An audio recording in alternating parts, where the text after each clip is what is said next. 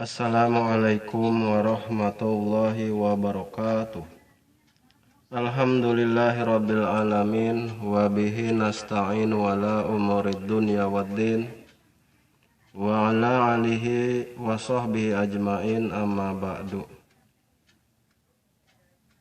Puji syukur kita panjatkan kehadirat Ilahi Rabbi. Salawat serta salam mudah-mudahan dilimpahkan kepada Nabi kita yaitu Nabi Muhammad sallallahu alaihi wasallam.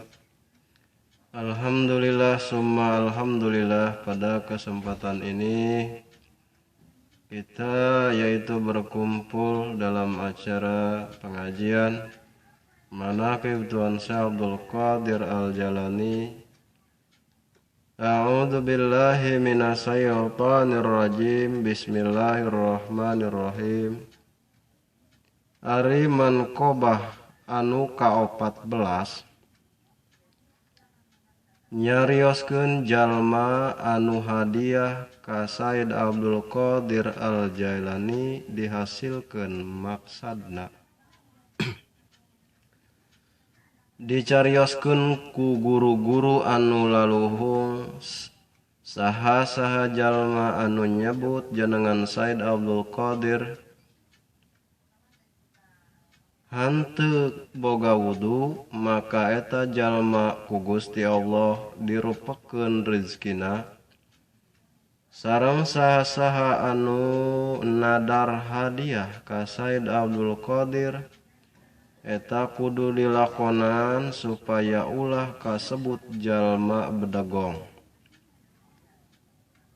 Manta kawalat sareng saha-saha jalma anu ngahadiahkeun amis-amis dina malam Jumat teras maca Fatihah dihadiahkeun ka Said Abdul Qadir, teras kadaharanana dibagikeun ka fakir miskin, serta eta jalma nyuhunkeun syafaat sareng karamatna Tuan Syekh Abdul Qadir Al-Jalani, maka dihasilkeun maksudna tangtu eta jalma meunang pirang-pirang pertolongan ti Gusti Allah kalawan karamatna Tuan Syekh Abdul Qadir Al-Jalani. Sareng saha-saha anu maca Fatihah rek dahar tuluy dihadiahkeun ka Said Abdul Qadir Al-Jalani, tangtu eta jalma dibukakeun dikaluarkeun tina kahesean dunia akhirat. Jeung saha-saha jalma anu nyebut jenengan Tuan Syekh Abdul Qadir Al-Jalani bari boga wudu tur ikhlas anu sampurna ngagungkeun ka anjeunna, maka eta jalma ku Gusti Allah dibungakeun dina eta poe serta dilabur dosana.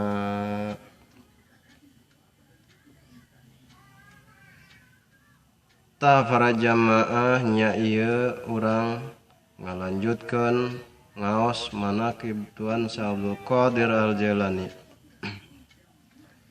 Ari Manqobah anu ka-24 teh nyaritakeun jalma anu hadiah ka Tuan Syekh Abdul Qadir Al-Jalani dihasilkeun maksudna.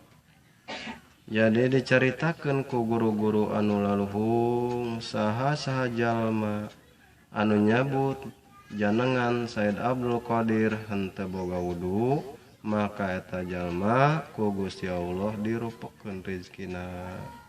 Geus para jamaah, bila mana urang hendak hadarat atanapi tawasul eta urang kedah ngagaduhan wudu. Sareng saha jalma anu nadar hadiah ka Said Abdul Qadir henteu gaduh,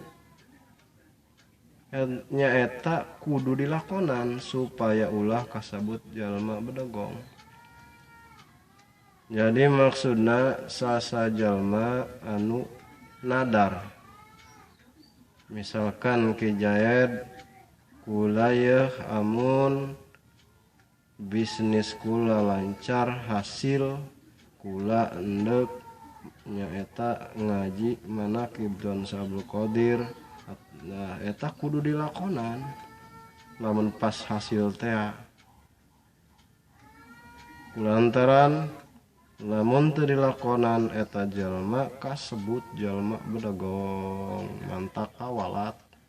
Jadi boga cacarekan teh misalkan namun kula hasil bisnis atau napi dagang lancar kula hendak nadar ka Tuhan Saha Abdul Qadir Al-Jalani tah eta kudu dilakonan.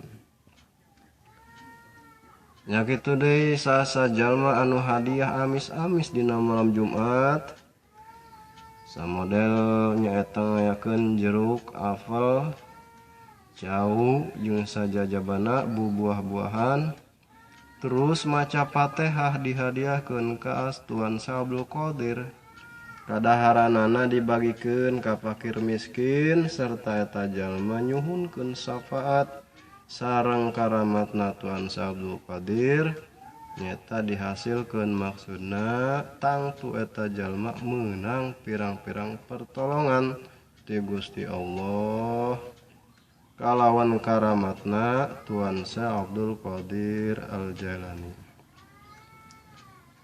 Jeung saha jalma anu maca Fatihah rek dahar dihadiahkeun ka Tuhan Saha Abdul Qadir tangtu eta jalma dibukakeun dikaluarkeun tina kahesean nyaeta dunia sareng akhirat.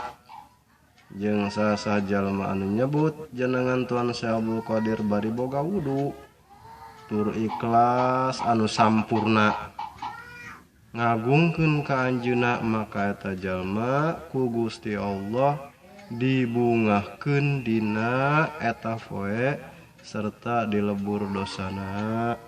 Tah mudah-mudahan nya para jamaah urang lamun dak tawasul ka Tuhan Saha Abdul Qadir Al-Jalani eta kedah boga wudu kulantaran dina manqobah anu ka-14 teh nyaritakeun jalma anu hadiah ka Tuhan Saha Abdul Qadir dihasilkeun maksudna. Tah mung sakitu nya ieu dina manqobah anu ka-14 mah mungkin kurang jeung lebihna nyuhunkeun dihapunten.